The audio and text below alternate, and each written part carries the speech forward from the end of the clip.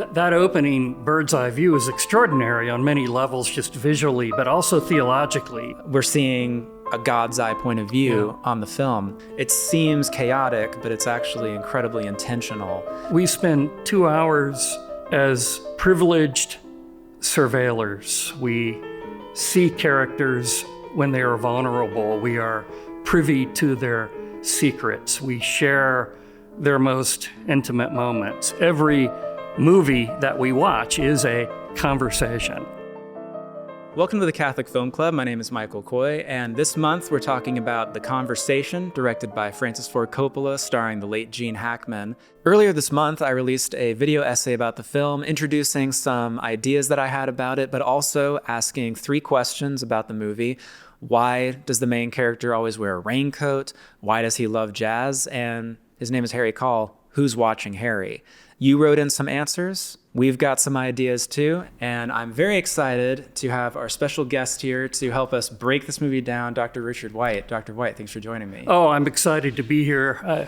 You don't have to twist my arm to talk about a great film. Well, I'm excited too because as long as I've been at Benedictine, I'm coming up on my 4th year. As soon as I got here and people realized that I loved movies, they said, well, you got to talk to Richard White.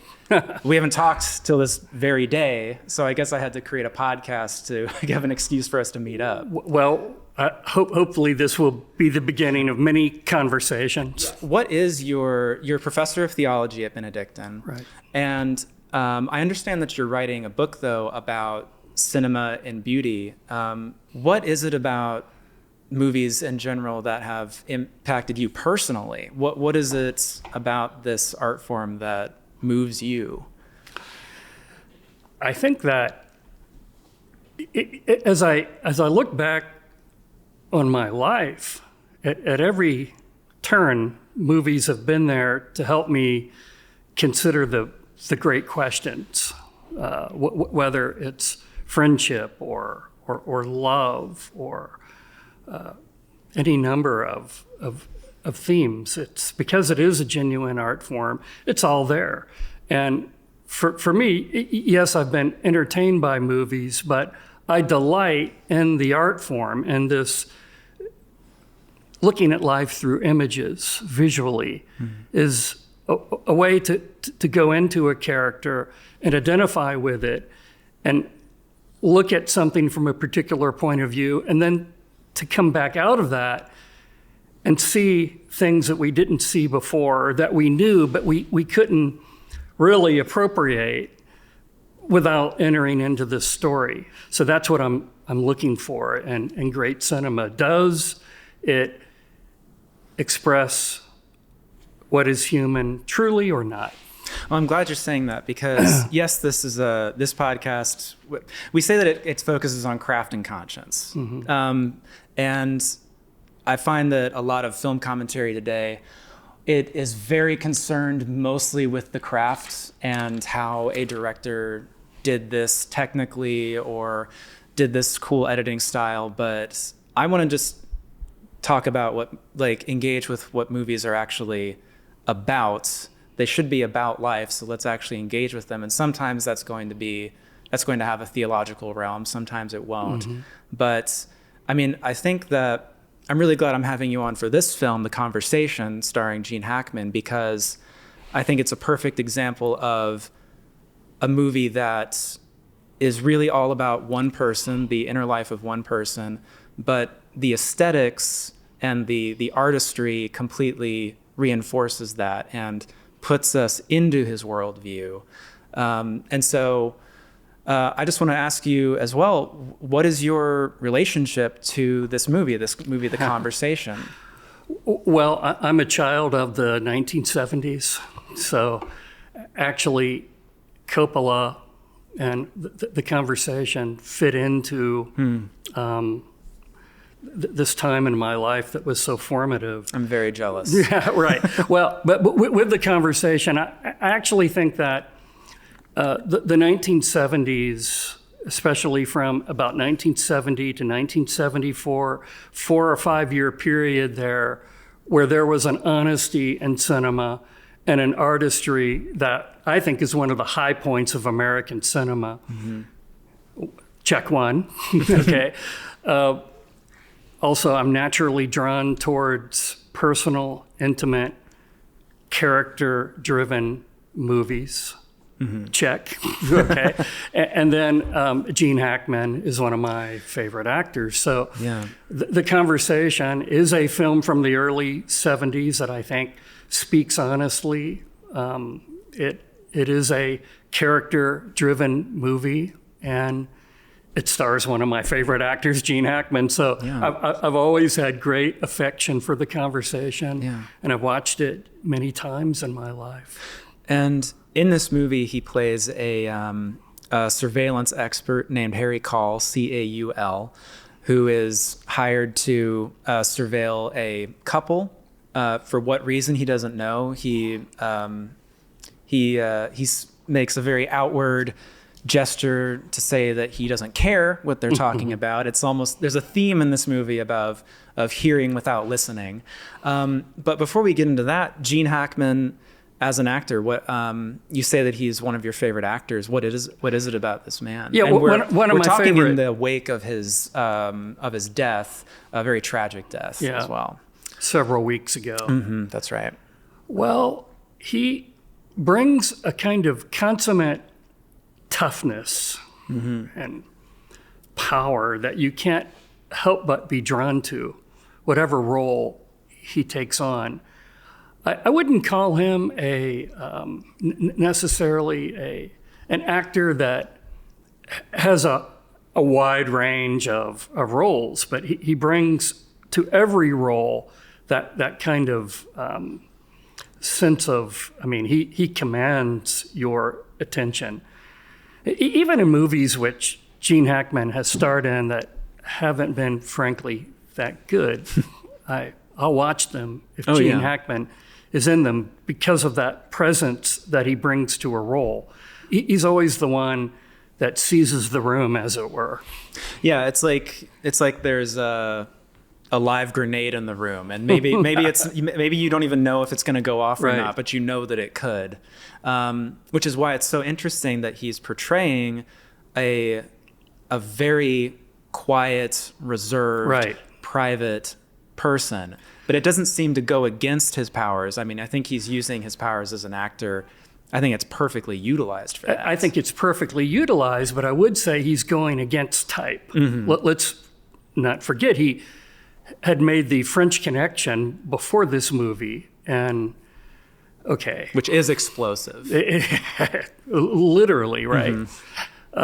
We're in the 1970s, we're talking about Dirty Harry. We're talking about, gritty crime movies where there isn't going to be a whole lot of moral consideration to what's happening. But here he's playing this kind of reclusive tech geek. And yes, I agree, it doesn't go against his talents, but it is kind of stepping out of what he was known for at that time. Yeah, it's like the character tries to fade into the background, but the irony is that the more he tries to fade into the background and push people away, the more people want to look. And I think that works perfectly because he's Gene Hackman, and you can't help but want to look at this guy and see what he's about. Right. I think too, what's great about him in this movie, I think it shows how important an actor is to filmmaking. We often will lionize a director, and of course Francis Ford Coppola's vision, and this is a very personal vision. It comes directly from him. It's written by him. But I think that what an actor can do is deepen the humanity of, let's say, a film that is playing quite a bit with metaphor, and quite a bit with, and could actually have a very incredibly cynical view of life. But an actor like Gene Hackman can bring warmth and humanity to that and give it another dimension. Absolutely. Yeah. Right. That's what great actors do. Absolutely. Before we get into the plot and everything like that and how we might interpret what's going on with Harry Caul, why should people see The Conversation if they haven't? Well, it works on so many levels. It works as a mystery. It works as a psychological thriller. Just that the theme of surveillance, if that was timely in 1974, right? This film has aged very, very well. It still is very timely because, of course, now that the issue of privacy, which this film looks at, is, even a much greater question in our time than it was perhaps in the early 70s. But also, we'll talk later about this cinematic technique, which I think is a reason to watch the film because some of the unique things that we see. But most of all, the biggest reason to watch this movie is because it is an amazing character study of the lead, played by Gene Hackman, Harry Call. And I think that Coppola takes us into this character uncompromisingly. And then we come back out of it, and I think if we've done a good job as an audience, we're much better for it. Right. So that's why we should watch the conversation, because it works simultaneously at all of these levels. I think so too. So Harry Call is a surveillance expert, as we've said.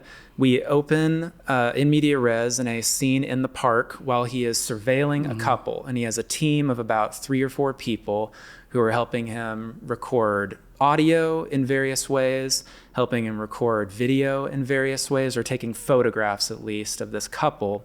Well, he has an amazing opening shot, a kind of establishing shot, where we see this whole space, which is Union Square in San Francisco, from a bird's eye view. So we see the whole picture, the whole mass of humanity down there moving around, and we slowly zoom in, very slow. We begin to hear sounds. We're not sure what they are. And we realize that there is a couple. By the way, we see mime. We see a mime. We see a guy playing the saxophone. We see tons of people because it is a park after lunch, and people are there, a lot of people. We realize that we're focusing on 2 people, Mark and Anne, who are having a, quote, conversation by walking through Union Square. The problem is because there are so many people there, so many different kinds of noises, it's going to be a great challenge to surveil them. Entrance, the great surveiller, Harry Call. And the mime that you mentioned is so interesting to me because this is one of a few figures in the film that you could say are kind of a stand-in for Harry Call because they are silent observers. And actually, the mime initially starts bothering Harry. We see a man in a translucent raincoat, and the camera begins to follow him, and we realize that this is our main character, Gene Hackman, but the mime will not leave him alone. Another example, or our first example of the man who does not want to be seen and yet is followed silently. I think we have 3 stand-ins for Harry Call there. Really? We have the mime. We also have the saxophonist. And later we'll see that Harry plays the saxophone, so there's an association there. We also see a homeless person lying on a bench. Later in the movie, Harry will assume that position, and actually we will hear the dialogue from Anne at that moment when she is referring to the homeless person. Yeah, she says when she sees a homeless man, she always thinks of the same thing, that he used to be someone's baby boy, and he had a mother and a father, and who loved him, and now... Where are they now? Yeah. we will hear that exact dialogue at the moment that Harry assumes that pose of the homeless person. That's right. Yeah. So we've right away this seemingly an event that seems to be free flowing and just casual events at a park. You've got multiple cameras going at the same time. I think Coppola said he was using 6 or 7 cameras. It seems chaotic, but it's actually incredibly intentional. And I love that bird's eye view because it's shot at a time of day when the shadows are very long and dark. And it gives you a different perspective. It makes you question the warped sort of nature of what we're seeing. Does that make sense? It does. And I should also say that this scene forms the structure of the entire movie because what we don't know as a viewer when we first witness it is that we are going to be hearing that scene from slightly different points of view over and over and over, a kind of repetition where that scene takes on greater and greater significance as we're watching the film. And that's one of the things I love about the conversation is the structure. It's so fun because Coppola is putting us in a position where we're trying to, with the main character, Harry, solve a puzzle. The fun thing too that you don't think, or I wasn't thinking about until rewatching it over and over again, is that when you revisit this conversation, you are seeing it in motion. You're seeing a film of it. You're seeing all these angles. But what you don't realize is that these are not Harry Call didn't have 6 cameras stationed on these people that he's surveilling. He had a photographer, but he didn't have cameras. So really, what you're seeing, these repetitions, are only a representation of reality. You might find it's just. I think that's a very subtle detail that it's a way that cinema can trick you and therefore tell the truth. Yes, exactly. There's a complexity to the scene.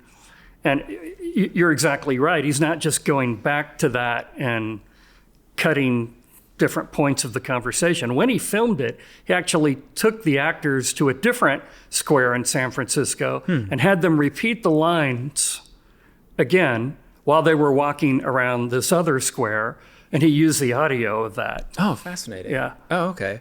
Well, and he's going to be listening to this conversation again. Now, later in the scene, I think there's a significant moment where Harry returns to the surveillance van, where much of his equipment is being set and where the recordings are going, and he's with his partner John Cazale, and his partner is a much less of a serious person than he is, and he's just he's a more curious person, and he just like a guy at any job is like, oh, I wonder what they're talking about. Is it the IRS? Is that why we're recording this? And Gene Hackman says, like, I don't care what they're talking about. Yes. All I want is a nice fat recording. Right. And it's that idea of trying to separate himself from the outside world and somehow be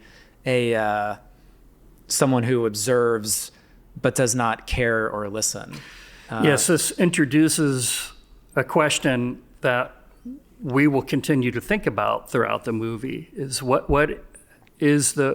should be the relationship that Harry has professionally with his role as a moral person. And he does seem to want to separate that off and says, look, I just turned in the tape. It really doesn't concern me. But yet that's what will come back to him and begin to gnaw at him when he gradually discovers there's something more going on. Yeah. So that's part of the mystery of the film. Yeah. In the following scenes, the irony about Harry Call that's reinforced is that his whole his job, his vocation, if you could say, is to pry into the private lives of people, and yet he is incredibly private, militantly so. When he goes into his apartment, he has an alarm that goes off. Probably one of the few people that had that in the 70s. He also has to open about a half a dozen locks Yes. on his door, Yes. even to get into his apartment. And he's very, when his landlady, I'm not sure if it's his landlady who wishes him a happy birthday, but he notices that people are wishing him happy birthday, and he's like, I didn't tell anybody about this. Finds out that his landlady might have been prying into his mail, like kind of peeking into his mailbox a little bit. So actually, the surveiller maybe is not always on his game. Right? We see that several times where he slips up. I mean, yes. Actually, she leaves him a birthday present inside his apartment. I know. So he goes to all this trouble to keep people out, and he finds out that actually someone is in there. Someone does know his phone number. Someone does know that it's his birthday, right? All of these things which he tried to keep secret. Later on, we'll see that he's even more at odds with these kind of dueling desires in his life to be private and yet to reach out to someone, because he has a girlfriend who how would you describe this situation? Well, the situation is he's paying the rent and she is there for him. So we see him early on in the film visit her, Amy Frederick, I think is the name of the character, played wonderfully by Terry Garr. Yeah. Who, by the way, is in another film with Gene Hackman, Young Frankenstein, where That's right. Terry Garr is there, and Gene Hackman has this incredible cameo as a blind. I just have to say it because it's one of my favorite comedic scenes of all time, where Frankenstein comes and meets Gene Hackman, who is playing the blind man. But anyway, Terry Garr, unrecognizable. Yeah, actually. unrecognizable. Terry Garr, and we realize, I think, something important about Harry's character there, that she is asking him questions, and he is just puts a wall there. In fact, he lies to her over and over. He doesn't tell her what his line of work is. He doesn't reveal these details about himself to his lover. She's yearning for intimacy with Harry. All he wants is a kind of transaction. Later at a party, and we'll talk more about this party as we go along, but he is talking to a woman who he's just met at a party and is starting a flirtation with them, and he is sort of going through the motions of this flirtation. She also is trying to just find a crack in the armor and get him to say something about himself. And they have this conversation. This is in his warehouse where he conducts all of his business, where he asks her. Basically, she doesn't know it, but he's talking about this woman that he kind of keeps in this apartment. I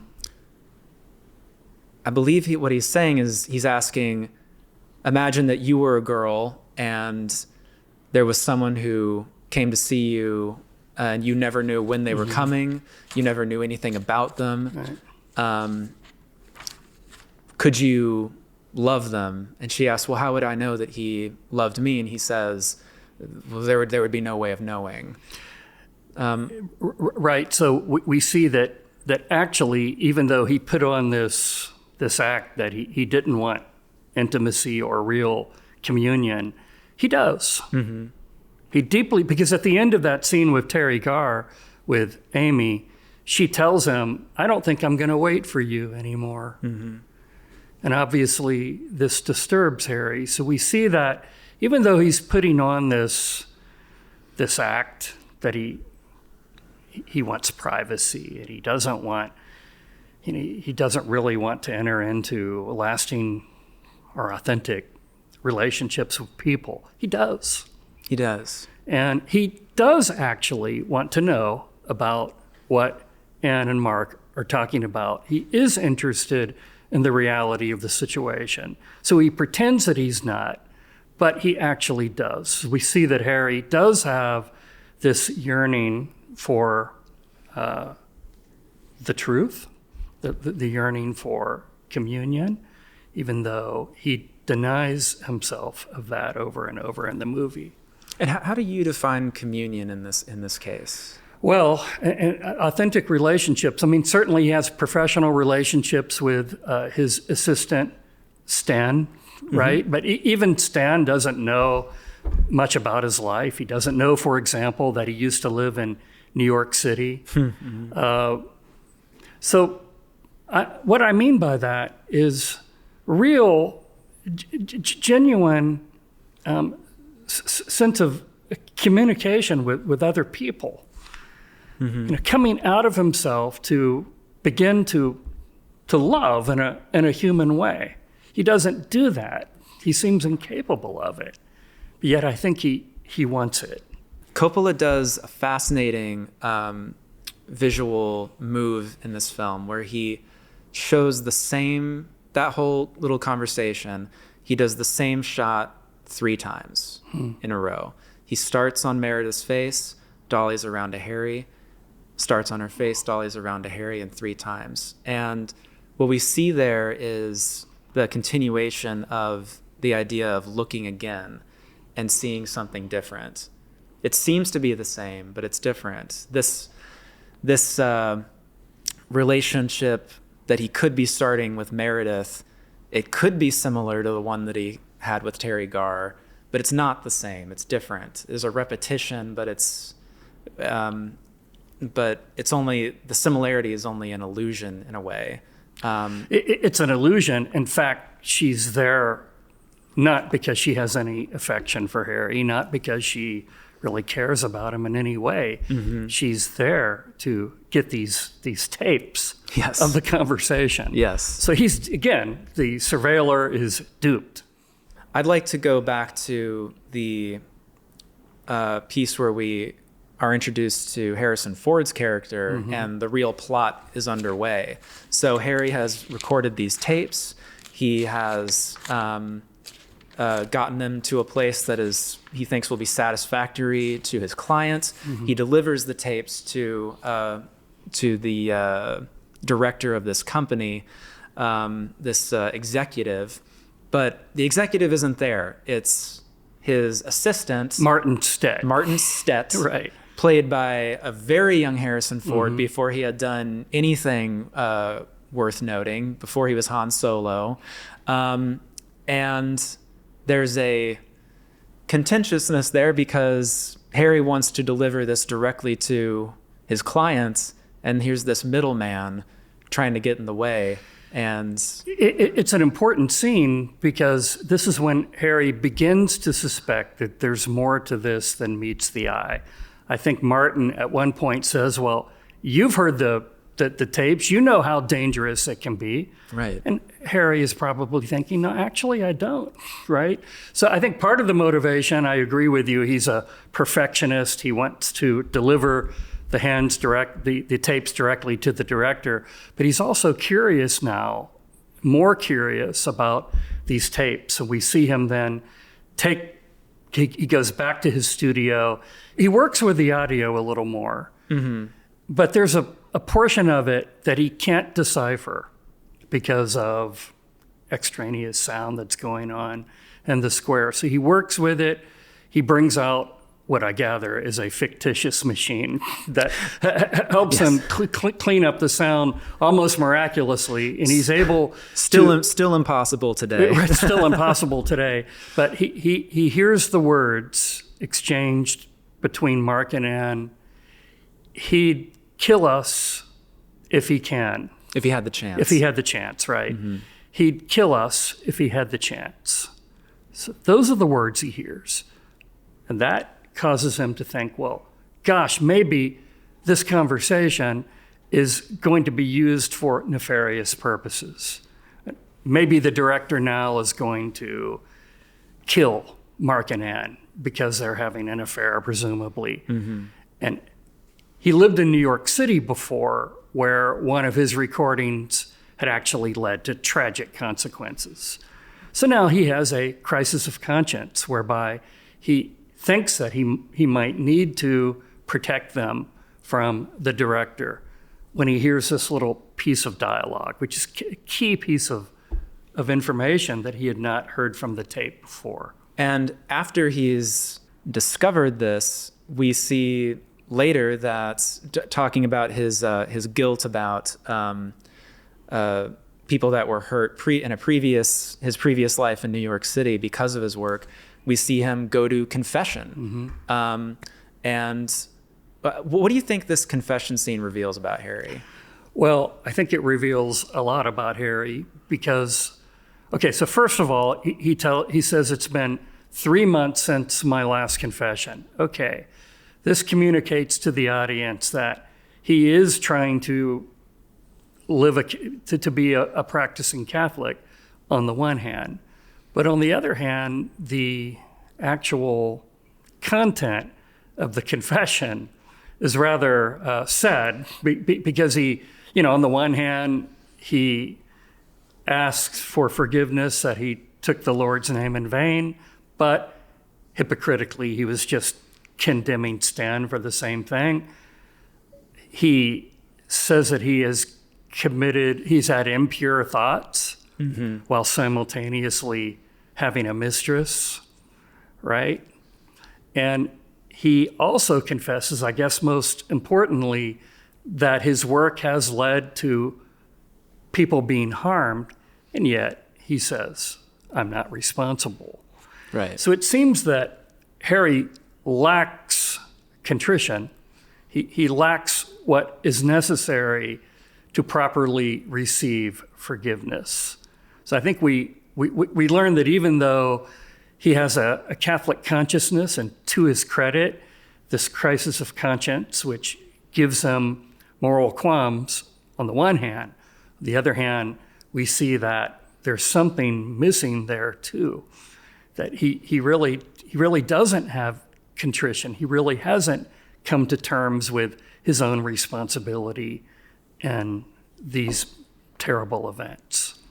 I find it so interesting in that scene too, another figure who observes but does not speak, the priest that he's confessing to, which it turns out is actually Gene Hackman's brother, right, on the other side of that confessional. Okay, so I think we've set up everything that Harry is going through internally. He's got this incredible guilt. He's kind of off his game now as the best surveillance guy who ever was. And he's now breaking his rules of he doesn't care about the people he's listening to, but he's now breaking these rules. He's really prying into he wants to save these people. Yeah, he says he doesn't care about them, but actually, apparently he does. Right. And that brings us to the moment back at the party with this woman who he's trying to start a almost obligatory flirtation with. Eventually, he gets very drunk, falls asleep. She tries to make love to him, basically, but he's just asleep. And he has this dream about Anne in the park. Reveals things about himself. Really reveals that he said I was sick as a boy, and just trying to reach out to her. But Anne, this figure in the dream, runs away from him, which is the way that, they've been, Anne and her lover have been in this mind. He keeps trying to reach out to them, but they're really just recordings on a tape. But now he wakes up and those tapes are missing. So his mission has failed. He realizes that this woman who seduced him was sent by Harrison Ford, by Stett, to steal them. He gets a call. He says, we have the tapes. We'll give you your money. We couldn't risk this. This is too important. So Harry goes to the office of the executive, finds out Robert Duvall is the executive, which is a good reveal. A wonderful cameo. Oh, yeah. Great to see those two titans together. I can't remember if they've ever been in a movie since, but Robert Duvall is listening to the tapes. He's distraught, and he hears the crucial information that of this apparent rendezvous that Anne and Martin, I believe, Mark, Anne and Mark are going to have. Remind me. So it's an important plot point because during the conversation, they set up a rendezvous. It is the Jack Tar Hotel, 3 o'clock, room 773. So actually, everyone has the information needed to converge at what will be, we'll see how everything plays out. Because now the director, played by Robert Duvall, is presumably going to go to try to stop their affair. And also, simultaneously, Harry now is going there to try to listen in and figure out what's going on. That's right. And then just complete major spoilers, like this is the full reveal of the film coming up. Basically, it turns out that Harry actually had no idea what was happening. The further that he looked in, the less, almost the further he got from the truth, because it turns out he'd kill us if he had the chance. This is the word that comes over and the phrase that comes over and over again. Well, it turns out that the phrasing was he'd kill us if he had the chance. And what happens is not that the executive is going to find the lovers and kill them in a fit of rage or in cold blood even. They are there to lure him to kill the executive. Exactly. And even what Gene Hackman perceives when he's in this other hotel, it takes him a while to even understand that. He believes that he is seeing the murder, that Anne's murder, that he's seeing the Mark and Anne being murdered. What it turns out is that they were the ones who were killing the executive, that it was a trap, and Harry was a part of that trap unwittingly. A complete inversion of what he expected to happen. So it turns out that he was duped. In a sense, he thought that this recording was going to be used nefariously to kill Mark and Anne, when in fact it is the director's life who was plotted against. And so he's devastated. Absolutely. And his attempt to redeem himself has been completely thwarted in a way. And yet, I think that what the ending of the movie shows is that, yes, his life as he knew it is over in a way, and yet just realizing that he had that desire in himself, I think that is a good thing. I think that's a good transformation, even if he... Yeah, no, I agree that's a good thing, but do we want to go to that last sequence? Because it seems to me, while that was a good thing, he didn't fully take advantage of his opportunity for redemption, for asking for forgiveness and being genuinely contrite. There's a striking visual metaphor, I think, that comes into play. When we first see the apartment, we see a building through the window that is being demolished. This is in that first scene where he's in his apartment. That first scene. Yeah. Later in the movie, we will see Harry walk right adjacent to the rubble. And in the final sequence, Harrison Ford calls him and says, "We are watching you." So he realizes, he thinks that his apartment is being bugged. In fact, Harrison Ford plays back a recording of some sounds from Harry's apartment. So he goes in, he flies into this rage where he wants to find the bug, and he ends up demolishing his apartment, basically. So the visual metaphor is we saw the rubble coming down, the building, all the walls coming down, and now Harry's apartment becomes rubble.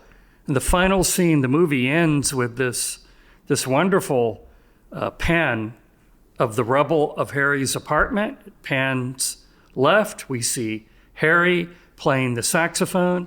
It pans back to the rubble, and then back again to Harry. So for me, I have a hard time seeing redemption there. I think we see Harry in utter solitude at the end of the movie, and I find the ending slightly sad. Maybe I'm feeling positive this morning or something. Okay. Well, it's St. Patrick's Day. It is St. Patrick's Day, although I'm not wearing green. But so yes, I love that you've. I had not actually thought about the fact of the construction outside, being a foreshadowing of the destruction of his own inner life, which is represented by this apartment, and he just tears it apart. And yes, we have that almost like a surveillance camera going back and forth, Right. and again that sense of repetition. There's something, I think that this is a chance where, because there's so much now to unpack about what this could mean, but I wonder if you would mind us getting into now some 3 questions that I asked in an introductory essay to this film. I loved your questions. Oh, thank you. Thank you. I was trying to find some that were a little off the wall. And I want to start, and listeners also sent in their answers to these questions, so I want to read some of them too, because I think a lot of them are quite interesting. But one thing that we haven't really touched on, but I think is a crucial piece of Harry's characterization, is the fact that he is a jazz musician. In that last scene, we see Harry in the corner of his room, that in his demolished apartment, playing along to a jazz record with his saxophone. And I'm going to open with my last question in the video, which was, why does Harry love jazz? Mm-hmm. Why do you think he loves jazz? And why is this a crucial part of his character? Actually, I might read just an answer that my wife gave to this question, which I thought was interesting. Because he does not live in the moments. He lives in repeated, controlled moments because his life is so controlled. And jazz is an art form where you have to live in the moments. Where all music, really, if you play an instrument, that's when the music is happening. It's when you're playing it. That it's a way to balance out his life. Mm-hmm. That was her answer, just as sort of just a piece of characterization. But so a kind of way of stepping out. Yeah, getting out of his own head in a way. No, I think that's really helpful. Yeah. I think it's great when you, a movie like this, which I think deals heavily with metaphor, they're the best when they function on the practical level as well. And maybe you can read too far into it, like I tend to do, in symbolism, but that only reinforces something that is very practical about what the character we're not wants. reading into anything when we recognize that the film begins with saxophone music and it ends with saxophone music. In other words, from the very first shot, we hear saxophone music. In fact, we see the saxophone in the opening sequence, and the saxophone is juxtaposed actually right in front of Harry, associating Harry with the saxophone. You sent me that shot, and I'm going to put it on this. I'm going to put it up right now. Absolutely love this shot. But so then the movie ends with Harry playing a saxophone. So to me, I kind of want to compare the two moments. And it seems like the first moment is a man playing a saxophone in a public setting. People are listening to it. There's joy. There's a sense of community that the music builds. In fact, jazz is at its best when you hear it live, when you go to a jazz club and you have a sense of the room. Cinema is best when it's seen at a movie theater with others, right? Yet at the end, and in fact, throughout the film, we see Harry playing the saxophone in solitude. He plays with a record, but he's in solitude. And then at the very end, we don't even have the record player anymore. He's utterly alone. So, and in fact, in another shot that I sent you, we see after he plays the saxophone, he puts his head down in dejection. So while it's intended, I think that's very wise. It's a way of him stepping out. It doesn't seem to fulfill that void that he's trying to overcome. And I look at that saxophone as his desire for this community that we saw in the park, but that he's not able to reach because he keeps it private. But to find that little glimmer of hope again, Coppola said that he doesn't actually know, believe him or not, where the bug is in the room, or if there even is one. Whether there even is one. But he has posited a theory that it's in the shoulder strap of his saxophone. And we've seen that Harry's been slipping. We see that in the confrontation with his rival at the Buggers convention, where he puts an obvious microphone into his pocket, which is this pen, and it's very obvious. Like who could not think this is what's happening at a Buggers convention, and yet he lets it slip, and it just shows that yes, it's a flaw, but it's a crack in his armor, and maybe this saxophone, maybe he suspects it too, but maybe he doesn't want to give that up. Maybe it's like the last thing that he's holding on to. Well, I rewatched this film with my son, Philip, and he had a different interpretation of that last scene. He saw in that final shot of Harry playing the saxophone a real feeling of peace that he had, that maybe somehow this was kind of, yes, he tore up the apartment, but now he has this moment of peace. I guess that could be one way of looking at it, that he still has the saxophone. There is hope there that he will come out of the apartment and join a real human community. So I'm not saying that it's utterly devoid of hope, but... Well, it's funny. So we're talking about different interpretations of the film. We're talking about different interpretations of this scene. I wonder if that can lead us into my second question, which was, who's watching Harry? And I love this question. So we've pointed out that there's some, of course, the whole supporting cast is watching Harry in some way, even though he doesn't want them to. There's these silent observers like the mime and the priest. And yeah, possibly the homeless man. Maybe he's not asleep. You don't know. But what do you think of this question about who's watching Harry? Right. I think one of the things that's interesting about the film is the way that Coppola constructs it.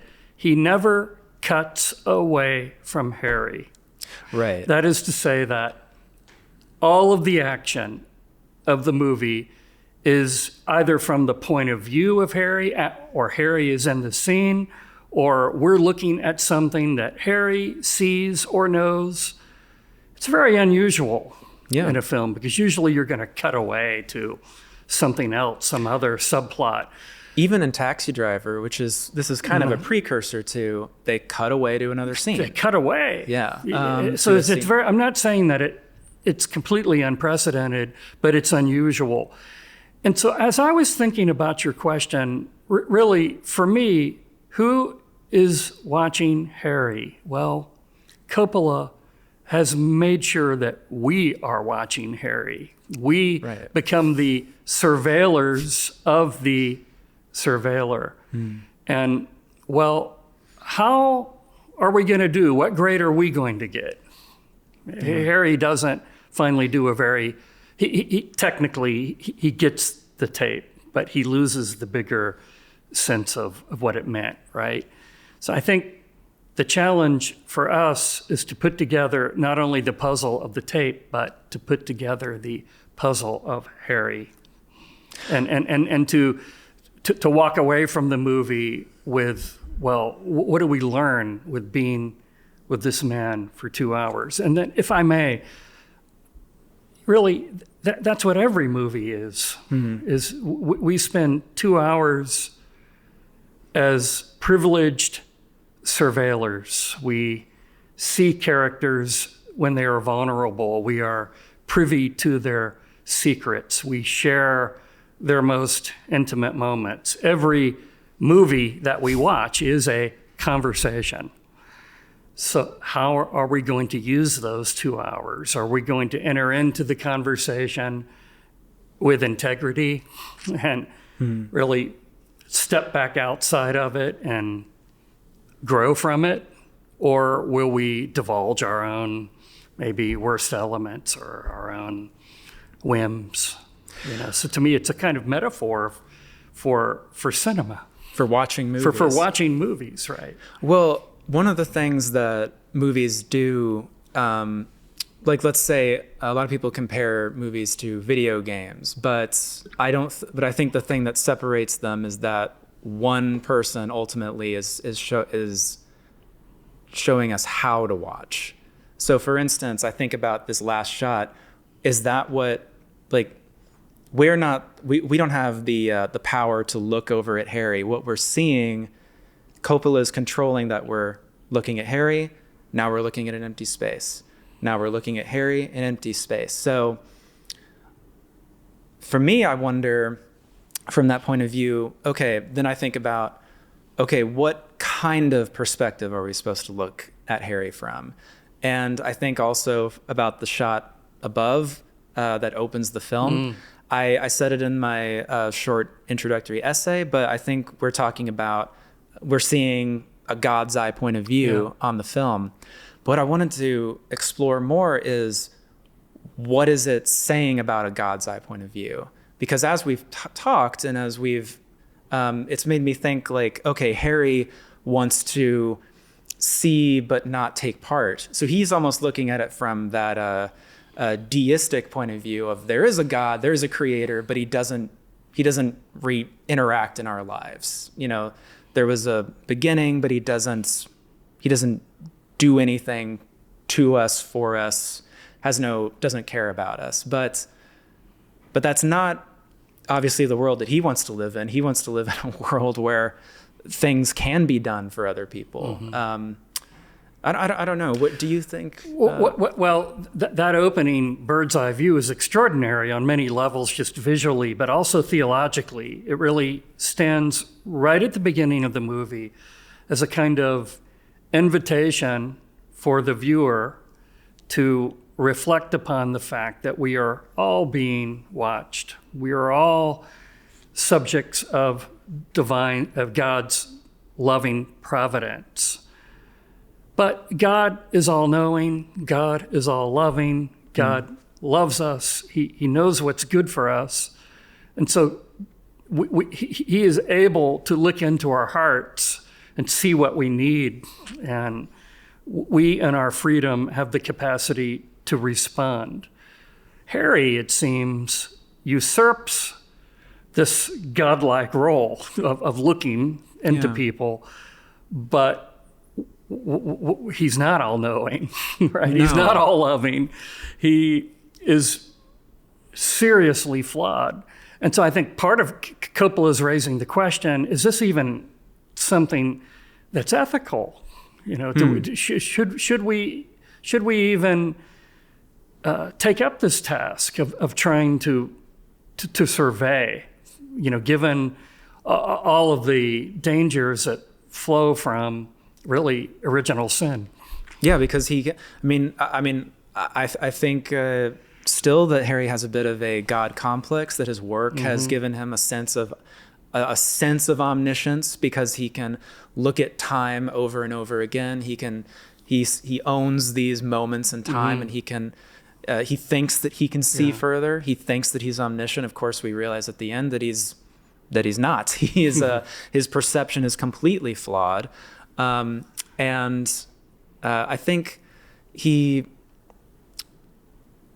I know you don't want to talk about, you don't want to like put theological things onto a movie with no purpose. We've already seen though that Coppola is inviting us really, I think, to do that at the beginning, I think, I wouldn't push it too far, but Yeah. I think there is a theological underpinning of the movie that is presented in that opening shot that we can't ignore. Well, I mean, let me let loose just as a Okay. layman. Just I think that the park that we're seeing is a microcosm of the Garden of Eden.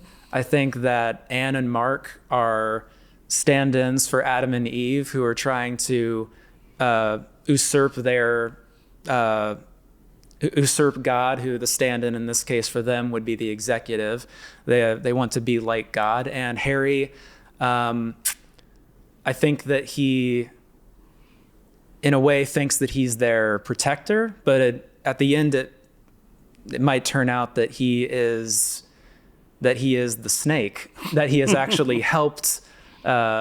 He's actually helped Anne and Mark achieve their goal of being like God and killing God, so to speak. And that, so this is me. I'm just going, there's something in this water. What I do see is in that opening shot, and we look down at Union Square there in San Francisco, and I think, while I'm not as perhaps quick to make these Edenic connections, which I think, this is the great thing about watching movies and thinking about them, is sometimes we'll take them in directions that are fruitful, even if they are not explicitly intended by the director or the artist. And I think that's legitimate. We can, to me, it's not always a question of what the director intended or what the artist intends. The question is, what has the artist produced?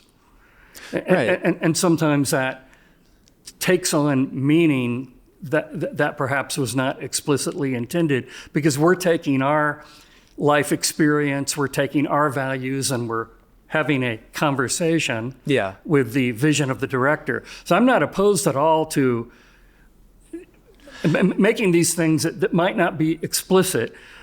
But here's where I would agree with you. Absolutely, it seems to me that it is a symbol of humanity, the whole spectrum of human experience.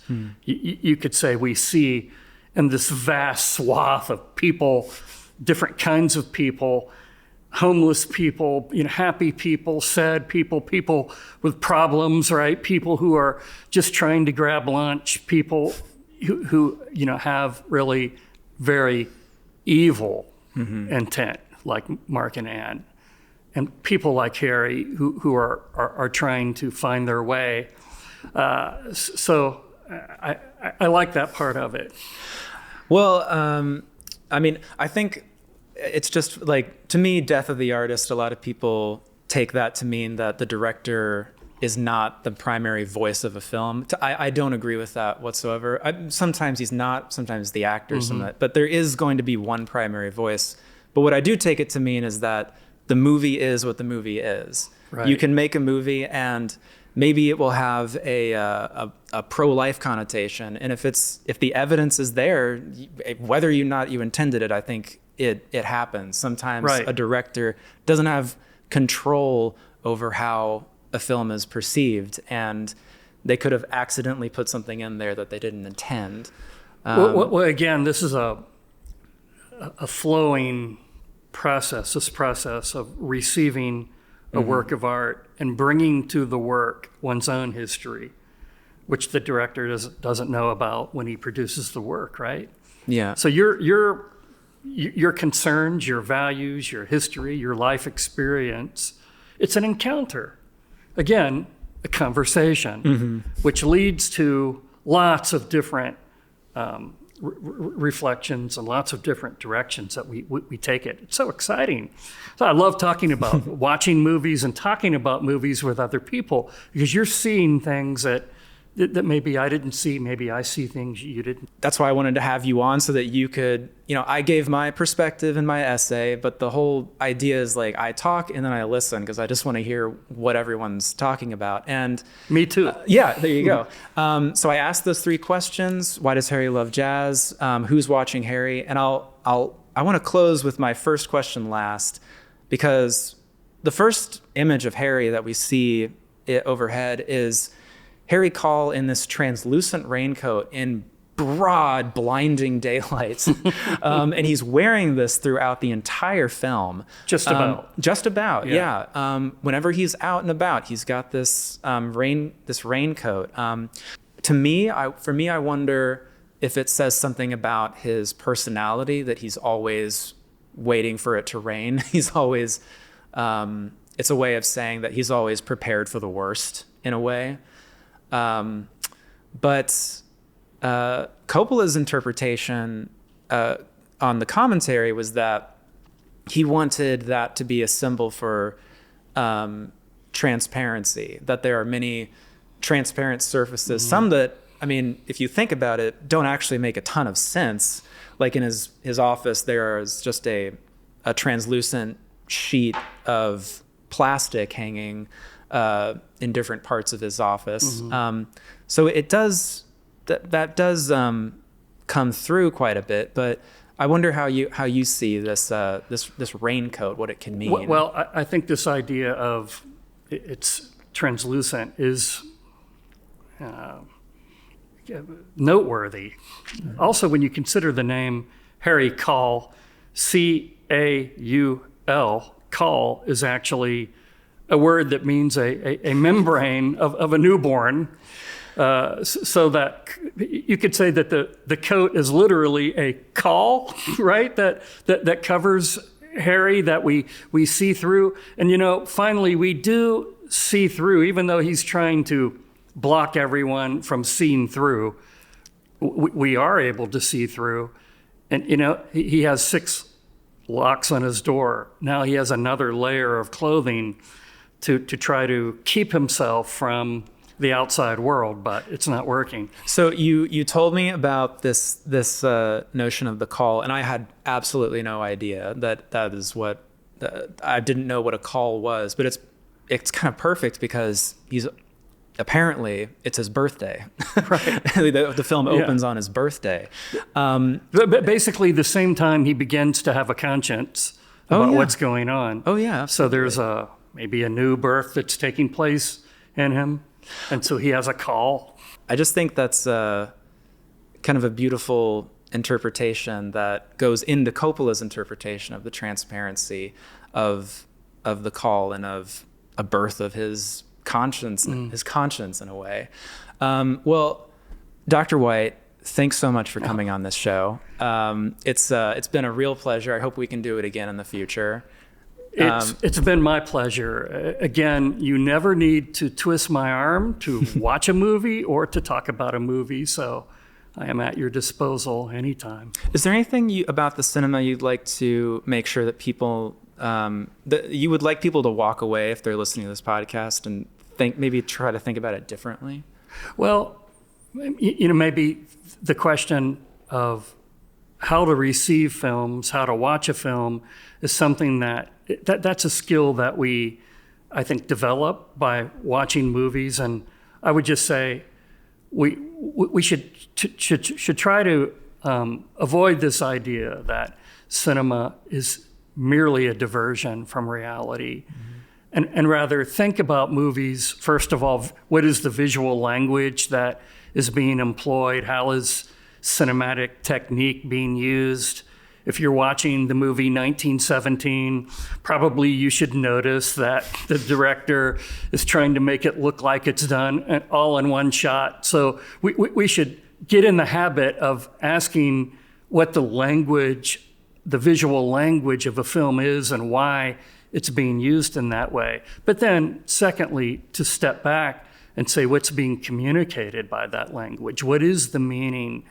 Is the film leading us to what is true, good, and beautiful? If so, how? Or is it not being true to life?